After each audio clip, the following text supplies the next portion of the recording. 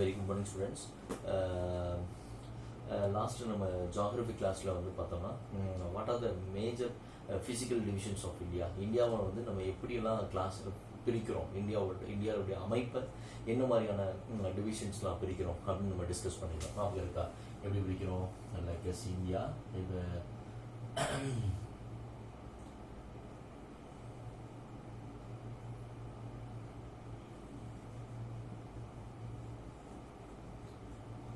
இப்படி இமேஜின் பண்ணிக்கோங்க. ஸோ இப்போ நம்ம இந்தியாவை வந்து என்ன மாதிரியான மேஜரான ஃபிசிக்கல் டிவிஷனில் படித்தோம் அப்படின்னா, இது வந்து மவுண்டைன்ஸ், ஓகேவா? நார்தன் மவுண்டைன்ஸ், அடுத்த மவுண்டைன்ஸ்க்கு அடுத்து இருக்கிறது வந்து நார்தன் கிரேட் பிளைன்ஸ். இந்த பிளைன்ஸ்க்கு அப்புறமா இருக்கிறது வந்து இங்கே வந்து என்னென்னு சொன்னோம், தார் டெசர்ட். அதுக்கப்புறம் வந்து இங்கே என்ன சொன்னோம்னா பெனிசுலார் பிளாட்டியூ, ஓகேவா? Peninsular plateau. அதுக்கப்புறம் என்ன சொன்னோம், இது வந்து கோஸ்டல் பிளைன்ஸ். அதுக்கப்புறம் கடைசி அடுத்தது வந்து ஐலாண்ட்ஸ், ஓகேவா? அதுக்கப்புறம் என்ன அடுத்தது ஐலாண்ட் அப்படின்னு பிடிச்சோம். இந்தியாவோட மேஜரான ஃபிசிக்கல் டிவிஷன்ஸ் அப்படின்னா, so northern mountains, northern great plains, Indian desert, அடுத்து வந்து பெனின்சுலர் பிளாட்டியூ, அதுக்கப்புறம் வந்து கோஸ்டல் பிளைன்ஸ் அண்டு ஐலாண்ட்ஸ் அப்படின்னு நம்ம இந்தியாவை வந்து பிரிச்சிருந்தோம், ரைட்? அதில் நம்ம ப்ரீவியஸ் கிளாஸில் நம்ம எதனா டிஸ்கஸ் பண்ணியிருக்கோம் அப்படின்னா, இதில் ஃபர்ஸ்ட் டாப்பிக்காக இருக்கக்கூடிய அந்த நார்தன் மவுண்டைன்ஸை பற்றி டிஸ்கஸ் பண்ணுறோம். நார்தன் மவுண்டைன்ஸ்னால் என்ன? அதாவது trans Himalayas, the Himalayas and then Purvachal அப்படின்னு ஒரு 3 இது இருக்குது, ஓகேவா? இந்த டிரான்ஸ் ஹிமாலயாஸில் என்ன இருக்குது, அதே மாதிரி ஹிமாலயாஸில் என்ன இருக்குது அப்படின்றத நம்ம ப்ரீவியஸ் கிளாஸில் நம்ம டிஸ்கஸ் பண்ணிட்டோம். அப்போ நார்தன் மவுண்டைன்ஸ் ஃபுல்லாக நம்ம டிஸ்கஸ் பண்ணிட்டோம். இப்போ இந்த மவுண்டைன்ஸோட இம்பார்ட்டன்ஸ் என்ன? நார்தன் மவுண்டைன்ஸ்னால் என்ன மீனிங்? ஹிமாலயாஸ் தான் மீனிங். ஏன்னா இங்கே இருக்கிற இந்த நார்தன் மவுண்டைன்ஸ் ஃபுல்லாகவே வந்து என்னது? ஹிமாலயாஸ். இந்த ஹிமாலயாஸோட இம்பார்ட்டன்ஸ் என்ன? வெரி வெரி இம்பார்ட்டன்டான கொஸ்டின், ஓகேவா? இம்பார்ட்டன்ஸ் ஆஃப் ஹிமாலயா அப்படின்ற கொஸ்டின் வந்து வெரி வெரி இம்பார்ட்டன்டான கொஸ்டின். பழைய ஓல்டு சிலபஸில் வந்து இது வந்து ரொம்ப ரிப்பீட்டடாக கேட்டிருந்தாங்க பப்ளிக்கில். ஸோ அப்போ வாட் ஆர் த இம்பார்ட்டன்ஸ் அப்படின்னா, ஃபர்ஸ்ட் இம்பார்ட்டன்ட் லிசன் பண்ணிக்கங்க. ஃபர்ஸ்ட் இம்பார்ட்டன்ட், இந்த ஹிமாலயாஸ் இங்கே இருக்கிறதுனால என்ன இம்பார்ட்டன்ஸ், என்ன முக்கியத்துவம், இந்தியாவுக்கு என்ன ஸ்பெஷல், என்ன எப்படி சொல்றது, என்ன அட்வான்டேஜஸ் அப்படின்னு சொல்லலாம், ரைட்டா? ஸோ அதான் இம்பார்ட்டன்ஸ்ன்ற கொஸ்டின். ஃபர்ஸ்ட் இம்பார்ட்டன்ஸ் என்னன்னா, இந்த Himalayas blocks the south west monsoon and causes the heavy rainfall to the north India. South west monsoon எங்கே உருவாகும்? ஸோ இந்தியன் ஓஷன்ல இருந்து இப்படி சவுத் வெஸ்ட் மான்சூன் கேரளால இருந்து இங்கே அப்படியே ஃப்ளோ ஆகி போகும், ஓகேவா? ஸோ அப்போ இந்த சவுத் வெஸ்ட் மான்சூன் என்ன பண்ணும்? இங்கே போகும், ஓகேவா? இங்கே போகும்போது இந்த இந்த ஹிமாலயாஸ் இல்லைன்னா இந்த சவுத் வெஸ்ட் மான்சூன் என்ன பண்ணும்னா நம்ம இந்தியா விட்டு வெளியே போயிடும், நெய்பரிங் கண்ட்ரீஸ்க்கு வந்து போயிடும். பட் இந்த ஹிமாலயாஸ் இருக்கிறதுனால it blocks the south west monsoon and causes the heavy rainfall to the north India. இது போய் பிளாக், இந்த சவுத் வெஸ்ட் மான்சூன் விண்டு போய் இதுல போய் இங்க படும் போது இது பிளாக் பண்ணிடுது. அப்போ பிளாக் பண்ணோடமே இது என்ன பண்ணுது அப்படின்னா நார்த் இந்தியாவுக்கு வந்து ஹெவி ரெயின்ஃபாலை கொடுக்குது. அதனாலதான் வந்து நார்த் இந்தியாவில் வந்து பாத்தீங்கன்னா இந்த சீசன், ஒரு குறிப்பிட்ட சீசன்ல வந்து இந்த அமர்நாத், கேதார்நாத், வைஷ்ணவி தேவி டெம்பிள், உத்தரகாண்ட், உத்தரப்பிரதேஷ் இங்கெல்லாம் பயங்கரமான ஒரு ஃப்ளட் வரும். என்ன ரீசன்னா, இங்க ஜூன் 1ஆம் தேதி தொடங்குற இந்த சவுத் வெஸ்ட் மான்சூன் வந்து அப்படியே செப்டம்பர்ல வாக்குல June, July, August, September end of the செப்டம்பருக்கு முன்னாடியே இங்க போயிட்டு பயங்கர ஒரு ஃப்ளட்டை வந்து கிரியேட் பண்ணிட்டோம், ஓகேவா? ஃபர்ஸ்ட் பாயிண்ட் நமக்கு இம்பார்ட்டன்ஸ் வரலாம். ஸோ ஃபர்ஸ்ட் இம்பார்ட்டன்ஸ் என்ன அப்படின்னு பாத்தீங்கன்னா, ஃபர்ஸ்ட் இம்பார்ட்டன்ஸ் அப்படின்னா it blocks the south west monsoon and causes the very heavy rainfall to the north India. புரிஞ்சதுல? சவுத் வெஸ்ட் மான்சூன் இந்தியா விட்டு வெளியே போகாம இந்த ஹிமாலயா பிளாக் பண்ணி அந்த சவுத் வெஸ்ட் மான்சூன் மூலமா என்ன பண்ணுது? நார்த் இந்தியாவுக்கு ஹெவி ரெயின்ஃபால் கொடுக்குது. First point, okay? Second, it forms the natural barrier, ஓகேவா? நேச்சுரல் பேரியர், ஓகேவா? இது என்ன பண்ணுது அப்படின்னா natural barrier to the India. So இந்தியாவுக்கு ஒரு நேச்சுரல் பேரியரா இருக்கு. What is called natural barrier? இயற்கை மறைவிடம், இயற்கையான ஒரு கோட்டை, இயற்கையான ஒரு பாதுகாப்பு, ஓகேவா? இந்தியாவுக்கு ஒரு எப்படி சொல்றது, ஒரு பார்டர் மாதிரி இருக்கு. இந்தியாவுக்கு ஒரு சேஃப்டி பிளேசஸ் மாதிரி இருக்கு, ஓகேவா? அதுதான் சொல்றாங்க. It forms a natural barrier to the subcontinent. India is subcontinent. So அதுதான் சொல்றாங்க. It forms a natural natural barrier to the India. Okay, second point. Third point, இதில் இங்க வந்து என்ன இருக்கு அப்படின்னா it is the sources of many perennial rivers. Okay, perennial riversனா என்ன, புனித நதிகள் அப்படின்னு நம்ம சொல்றோம். So it is the sources for எது, இந்த ஹிமாலயா தான் many perennial riversக்கு காரணம் அப்படின்னு சொல்றோம். நிறைய புனித நதிகள் உருவாகுவதற்கு இந்த ஹிமாலயாஸ் தான் காரணம், இங்க இருந்தா உருவாகுது அப்படின்னா. எதெல்லாம் perennial rivers, Indus, Ganga, Brahmaputra, like this, இந்த மாதிரியான ரிவர்ஸ் உருவாக்குறதுக்கு இதுதான் காரணம். அப்போ தேர்ட் என்ன சொல்லலாம், it is a sources of many perennial rivers. ஓகேவா, perennial rivers. ஓகேவா, perennial rivers. ஓகே, புரிஞ்சுதா? அண்ட் தென் ஃபோர்த் பாயிண்ட் என்ன சொல்றாங்கன்னா, இட்ஸ் a very important, இந்த many hill resort சொல்லலாம் அல்லது ஹில் ஸ்டேஷன் சொல்லலாம். many hill station. Okay, many hill station and pilgrimage centers are present here. ஓகேவா, அதாவது நிறைய ஹில் ஸ்டேஷன், மலை வாழிடங்களும் pilgrimage centers. what is called the pilgrimage center? pilgrimage centerனா புனித தலங்கள், அதாவது கோயில்கள், அந்த மாதிரியான இடங்களும் இங்க பிரசன்ட் ஆயிருக்கு இந்த ஹிமாலயாஸ்ல நிறைய ஹில் ஸ்டேஷன், ஊட்டி, கொடைக்கானல் மாதிரி அந்த மாதிரி மலை பிரதேசங்கள் வந்து இந்த ஹிமாலயாஸ்ல அதிகமா இருக்கு. அது மட்டும் இல்லாம பில்கிரிமேஜ் சென்டர்ஸ் நிறைய இருக்கு. பில்கிரிமேஜ் சென்டர்னா புனித இடங்கள். அதுல வந்து என்ன ரொம்ப ஃபேமஸானது உங்களுக்கு தெரியும் என்ன, what are the pilgrimage centre? Amarnath, Kedarnath, Badrinath, Vaishnavi Devi temple. Old சிலபஸ்ல இது தனியா ஒரு 2 மார்க் கொஸ்டினாவே இருந்தது. What are the pilgrimage centre present in the Himalayas areas அப்படின்னு கேட்டாங்கன்னா, Amarnath, Kedarnath, Badrinath and Vaishnavi Devi temple. Okay, these are the pilgrimage centres.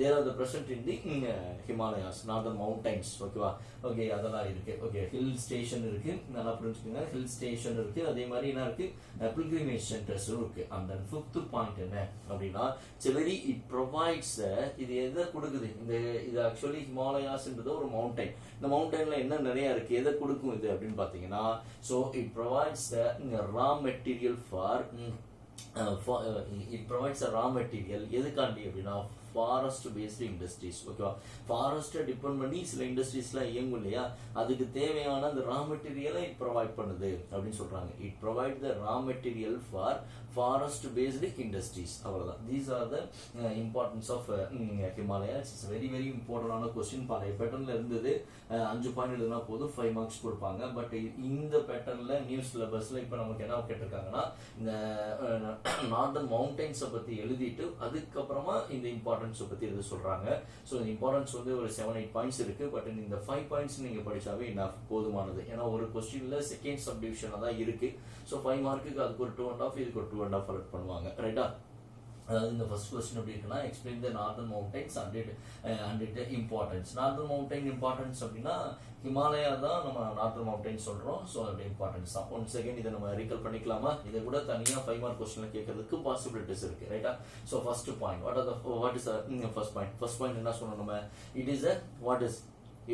It blocks the southwest monsoon and causes the very heavy rainfall to the North India. Second, it forms the natural barrier to the subcontinent அல்லது India.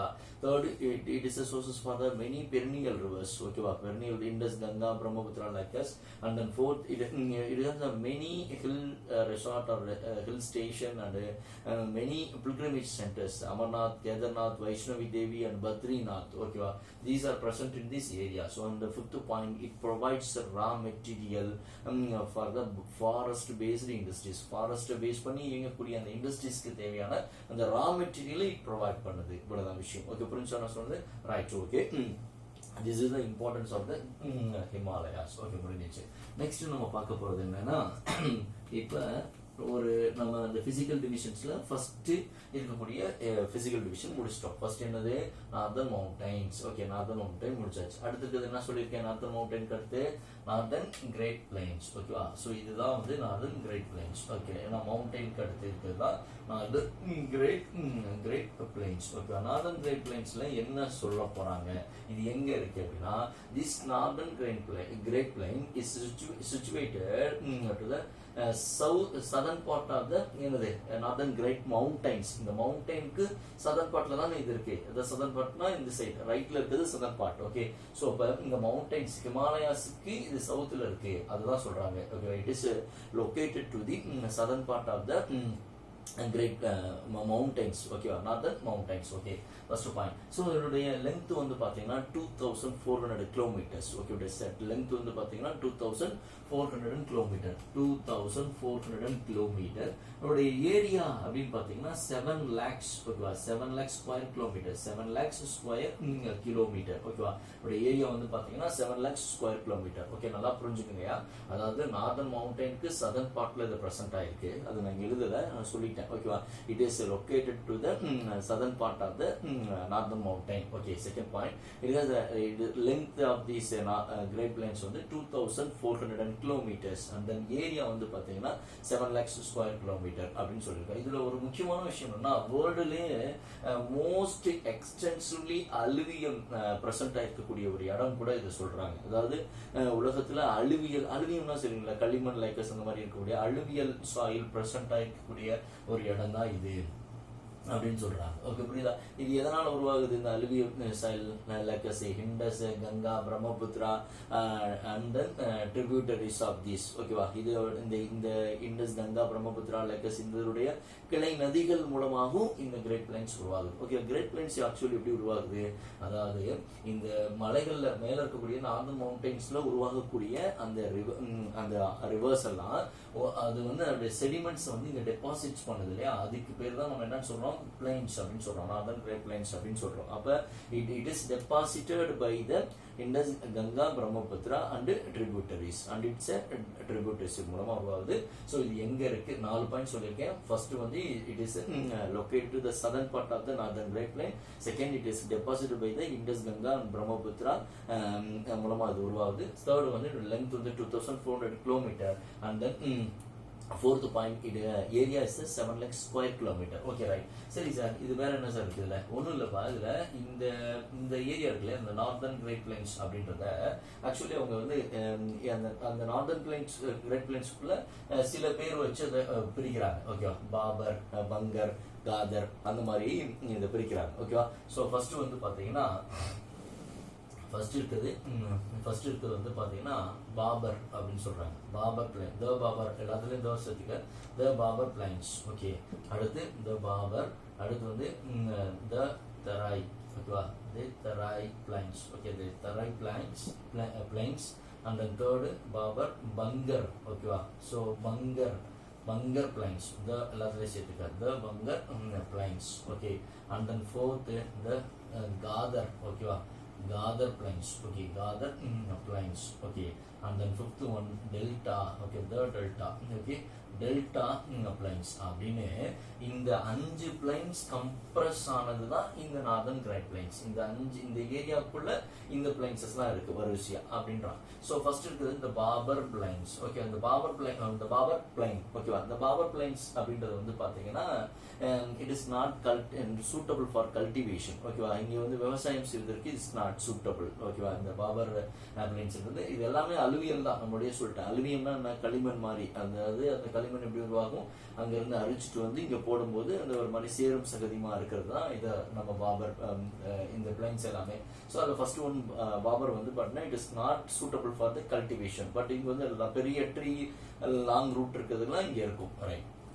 Second வந்து இந்த தரை plains. இந்த தரை பிளைன்ஸ்ன்றது வந்து பாத்தீங்கன்னா இது ஒரு மார்ஷி ட்ராக்ட் அப்படின்னு சொல்லுவாங்க. சேரும் சகதியமாக காணப்படக்கூடிய இதுதான் இந்த தரை பிளைன்ஸ். அடுத்து தேர்ட் இருக்குது வந்து இந்த பங்கர் பிளைன்ஸ் அப்படின்றது. இந்த பங்கர் அப்படின்றது வந்து பாத்தீங்கன்னா இதுக்கு 1 மார்க் கொஸ்டின்ல கேட்பாங்க. இதை இந்த ஓல்டர் அலுவியம் அப்படின்னு பேர். Older alluvium soil is called the Bangar அப்படின்னு கேட்பாங்க. ஓல்டர் அலுவியம் சாயில் இஸ் டேஷ்னா பங்கர் அப்படின்னு எழுதணும். ஓகேவா, ஸோ இந்த பங்கர் பிளைன்ஸ் அப்படின்றது வந்து ஓல்டர் அலுவியம். அப்ப இந்த காதர் அப்படின்றது என்ன அப்படின்னு பார்த்தோம்னா, இந்த காதர் இஸ் நியூயர் அலுவியம் அல்லது நியூ அலுவியம். ஓகேவா, நியூ அலுவியம் சாயில். ஓகேவா, ஸோ புதிதான ஒரு களிமண் அந்த மாதிரியான மீனிங். ஓகேவா, ஸோ பங்கர், காதர் நல்லா புரிஞ்சுக்க. பங்காளி இப்படிதான் சொல்லுவோம். பங்காளிங்க ஓல்டு காலத்துல தான் சொல்லுவாங்க. அப்ப பங்குன்னு வந்தாவே அது வந்து ஓல்டர் அலுவியம். ஓகே, அப்படின்னு வந்து காதர்னு வந்தாருன்னா அவர் காதர் பாய் வந்து நியூ அலுவியம். ஓகேவா, ஸோ காதர்ன்றது வந்து நியூ அலுவியம் சாயில் அப்படின்னு சொல்றோம். இது வந்து நல்ல ஃபர்டைல் சாயிலா இருக்கும். ஓகேவா, இது வந்து வெட்லேண்ட் கூட சொல்லுவாங்க. இது வந்து என்ன சொல்லுவாங்க அப்படின்னா வெட்லேண்ட். ஓகேவா, வெட்லேண்ட் அப்படின்னு சொல்லுவாங்க. ஓகேவா, அந்த காதர் பிளைன்ஸ் வந்து நியூ அலுவியம் அல்லது நியூயர் அலுவியம் அல்லது வெட்லேண்ட்னு இதை சொல்லுவாங்க.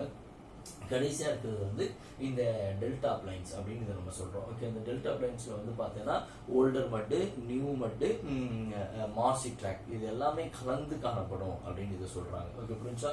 ஸோ ஒன்றும் இல்லை, இன்றைக்கி நம்ம டிஸ்கஸ் பண்ணது ஜஸ்ட் அப்படியே ஒரு புரிஞ்சுக்கிட்டு நோட்ஸ் எடுத்து வச்சுக்க.